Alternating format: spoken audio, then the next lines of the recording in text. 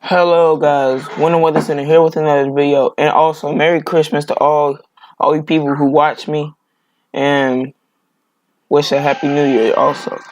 But right now, I want to get into the two winter storms that I need to recap, and then a possible winter storm in the south, possible. But let's get this started. So first, let me do Winter Storm Dylan recap, which is kind of the first run of snow that brought ice and snow to parts of the Northeast. Most places that got clobbered was New York, Maine, New Hampshire, and stuff like that. And then Winter Storm Ethan was the Christmas Day storm that brought snow to the basically most of the Northeast, actually, to be honest. And that brought 8 to 12 inches of snow. So I guess the people up there who were wishing a white Christmas got their wish. But now, let's get into the wintry mess in the south. So the wintry mess in the south, I think is going to be, I don't say too bad, but it's going to be bad because it's going to be bringing ice, snow, sleet, and rain. And then that rain could refreeze, which could cause a flash freeze. And so, you can kind of see New Year's, I think, Clipper system moves in, bringing ice into Arkansas and northern Louisiana. And I think that's probably going to be out by, I would say, day the second or the third, maybe possibly. Now, let's get into this Thursday. We're not too sure about accumulations timing, but we know that for sure there's going to be some wintry precip in the system with all this cold air combining. And so, let's look at the snowfall totals that could be possible with this. I'm going to go into the 28th because that's showing other time. Looks like 1 to 4 inches possible through this whole storm, as the GFS says. I mean, the model's been kind of clingy with it because this one model would predict like something like Winter Storm Jonas or Winter Storm Remus. But this one, like all the other, and then another model would like have little to no snow at all.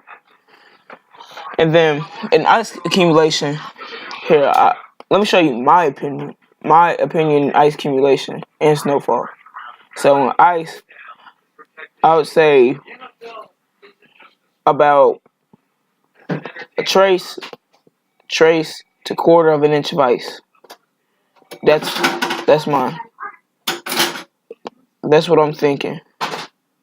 A trace to a quarter inch of ice, which can change, but that's my opinion for right now.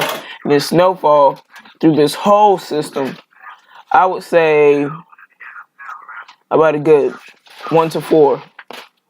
This ain't gonna be, what I know for sure, like right now, is that this ain't gonna be no major winter storm, like making treacherous travel and stuff. But it's gonna be some people who just like winter. But the ice in this question is not gonna be safe.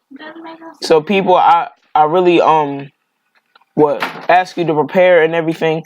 Make sure you got your essentials, and then with the winds and stuff like that, that's going to be even worse, which can possibly cause power outages.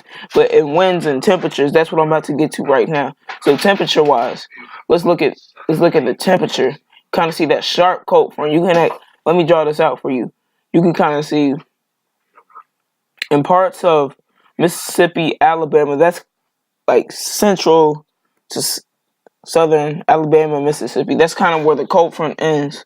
Then you just go into warm air after that. But you can kind of see this little line right here, the difference between the cold front and the warm front, which is actually kind of weird because the cold front is that sharp. It's really bringing it out to its best abilities. That's what I give it to the GFS model right here. And then I'm gonna look at the mesoscale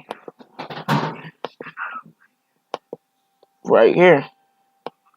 This kind of brings out elevation temperatures. But it says the cold front ends here. And you kind of see that line decay across the upstate South Carolina and stuff. And you can still see that line of warm air, cold air, which is different. But I'll tell you for sure that this thing will change. This will change, and this is not what it's going to be like. I mean, we're kind of still along a couple of days out, but like I say, as we get to a day before the whole event, we're probably going to actually get better results from the models. Don't mind that ad right there, but you can kind of see the temperatures. Places like Brookfield, Wisconsin, 8 degrees, but I think with the winds blowing in, probably brings it down to the negatives. I'm talking about probably low negatives. See, it feels like -9, and the low is -4. So as the low, I think when we get to our nighttime lows, it's gonna feel even colder, probably to the -20s, -30s. As you can see, they're in a wind chill advisory. So people, if you're gonna be out, just bundle up. Make sure you got a cold cup of coffee. I said cold, a hot cup of coffee out there with you. But with the winds, I think all this wind is really gonna kind of show you what it is, because that's what Winter Storm Ethan and Winter Storm Dylan did. And then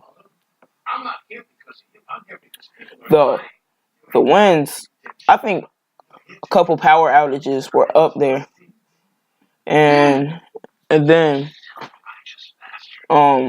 New Hampshire, I forgot what it was, but dang, never mind.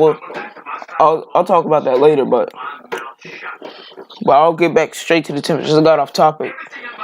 But with the temperatures, it's gonna be pretty cold. Like the whole eastern half of the U.S. is probably gonna get affected by this, which I know is for sure true, because you kind of see that. You kind of see the cold temperatures in the west are probably because of elevation, but as you see in the east, straight out cold temperatures, nothing different. Don't matter the elevation. And you can see in the northern tier, you can actually see some white and purple, which is not too good, in my opinion. Well, it's not an opinion; it's a fact. That is not good, because hypothermia. Because if you go out there with exposed skin, hypothermia is possible. So that's why I advise you people to wear something nice and warm. But yeah, this is my winter weather update for right now. I'll keep you guys updated if any other storm systems or anything happens, and I will for sure this time. And I'll see you guys later. Like, subscribe, and enjoy. And I will see you guys tomorrow.